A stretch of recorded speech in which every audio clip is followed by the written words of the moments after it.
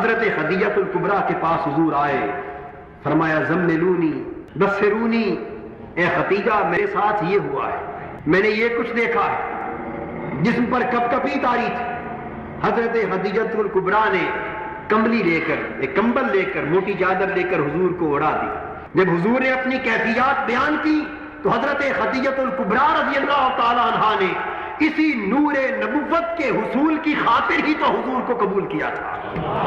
حضور کے اپنے زوجیت میں آئی تھی، وہ تو 15 برس سے اس دن کی منتظر تھی جس دن حضور کی نبوت کا اعلان ہو۔ بس حضور نے جب ان کیفیات کا ذکر کیا تو روایات میں آتا ہے کہ وہ بے ساختہ حضور کے جسد اقدس سے لپٹ گئی۔ قربان جائیں ان لمحوں کی لطافت پر جب حضور کی نبوت کا اعلان سن کر حضرت خدیجہ الکبریٰ نے حضور کو اپنے ہاتھوں کے حالے میں لے لیا ہوگا، حضور کو لیٹا دیا اور عرض کیا یا رسول اللہ صلی اللہ علیہ وسلم آپ گھبرائیے نہیں، اس لیے کہ اللہ تعالیٰ آپ کے ساتھ ہمیشہ کرم ہی کرے گا، کیونکہ میں نے جب سے آپ کو دیکھا ہے میں نے آپ کو یتیم پروری کرتا دیکھا ہے، بے افغان کی مدد کرتے دیکھا ہے، بے روزگاروں کو روزگار فراہم کرتے دیکھا ہے، دکھیوں کے دکھوں کا مداوا بنتے دیکھا ہے۔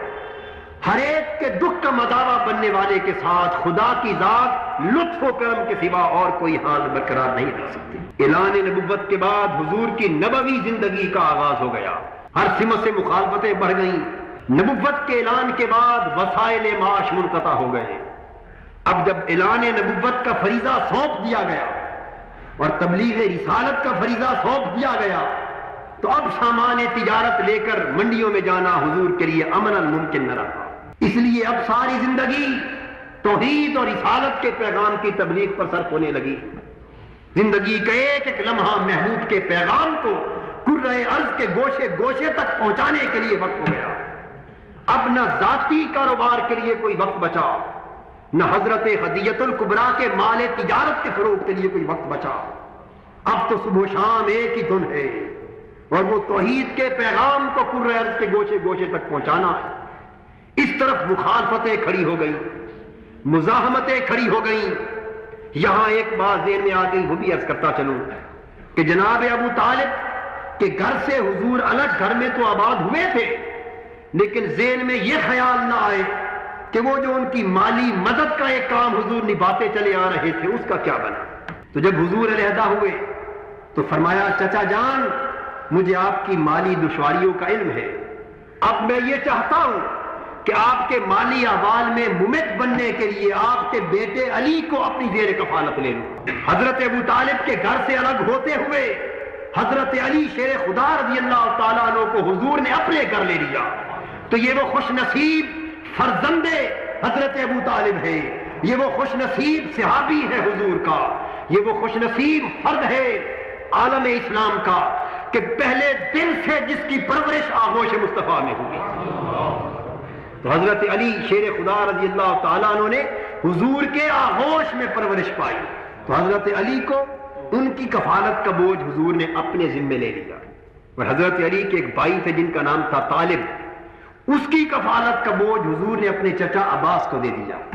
دو ہی بیٹے تھے، فرمایا چچا ابو طالب ایک بیٹا میں لے لیتا ہوں، ایک چچا عباس لے لیتے ہیں، آپ پر تمام معاشی کفالتوں کا بوجھ اٹھ جائے۔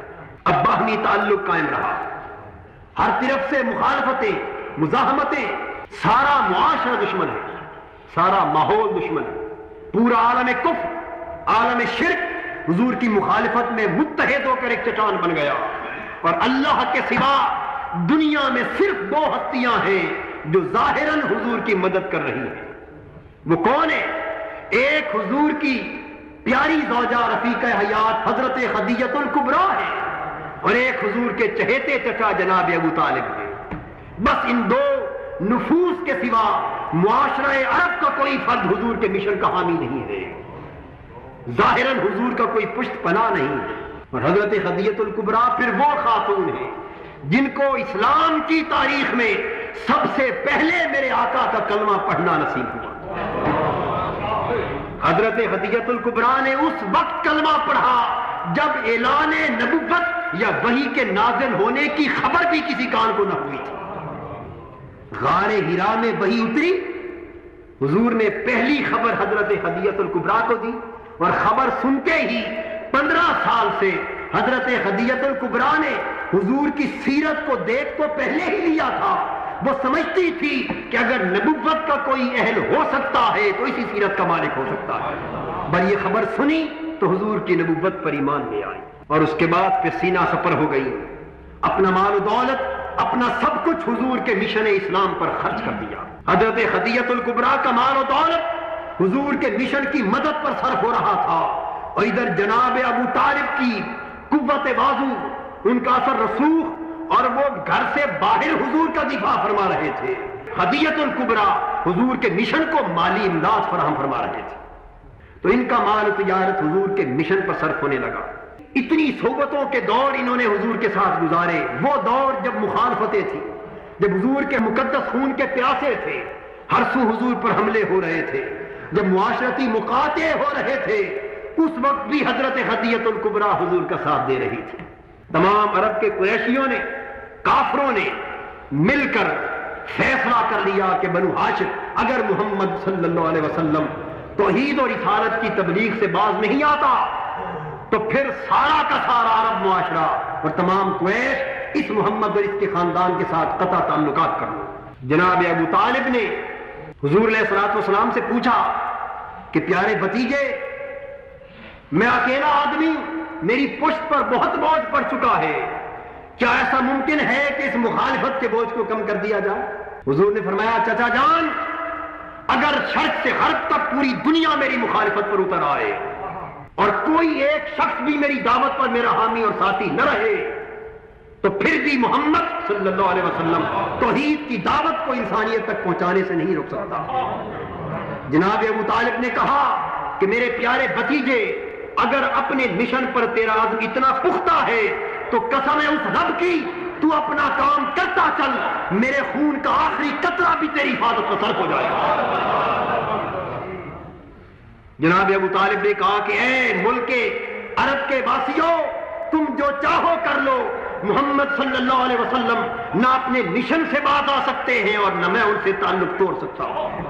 3 سال کے لیے ایک گھاٹی میں حضور کو، حضور کی زوجہ حضرت خدیجہ الکبریٰ کو، جناب ابو طالب کو، حضرت علی کو اور حضور کے سارے خاندان کو قید کر دیا گیا۔